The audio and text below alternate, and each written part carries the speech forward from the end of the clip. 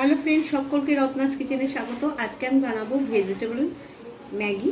তো তার জন্য কি কি নিয়েছি ম্যাগি মশলা, তারপর নিয়েছি পেঁয়াজ কুচি, লঙ্কা কুচি, রসুন কুচি, গাজর, আর নিয়েছি ক্যাপসিকাম কুচি আর টমেটো। আর ম্যাগি মশলা অবশ্যই বলে নিয়েছি আন্দাজ মতো নুন, আর হচ্ছে গার্লিক চিলি সস, আর নিয়েছি গোলমরিচ।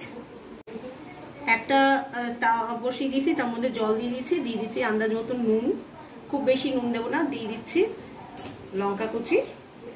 এখানে কোনো তেলের ইউজ করছি না, যেহেতু ম্যাগি মশলার মধ্যেই কিন্তু তেল থাকে।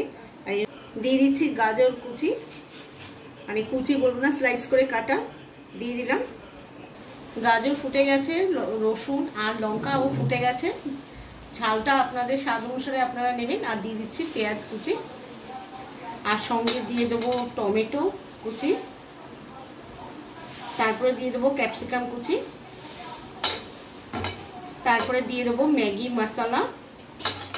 এটা জাস্ট মানে একটুখানি সেদ্ধ হতে যেটুকু সময় লাগে। দিয়ে দিচ্ছি ম্যাগিটা একটু ভেঙে দিয়ে দিচ্ছি, যাতে একদম সেদ্ধটা ভালো মতন হয়। তো যেটুকু জল আছে সবই অ্যাবজর্ব হয়ে যাবে। এবার দিয়ে দেবো গার্লিক চিলি সস, আর দিয়ে দেবো গোলমরিচের গুঁড়ো। একদম রেডি হয়ে গেছে। জলটা যেটুকু আছে ওইটুকু অ্যাবজর্ব হয়ে যাবে। নামিয়ে পরিবেশন করে আমি দেখাচ্ছি। কেমন লাগলো এই রেসিপি? যদি ভালো লেগে থাকে অবশ্যই একটা লাইক দেবেন, শেয়ার করবেন, আর এইভাবে ট্রাই করবেন, আর কমেন্টস করে জানাবেন আপনাদেরটা কেমন হলো। ভালো থাকবেন, সুস্থ থাকবেন। নমস্কার।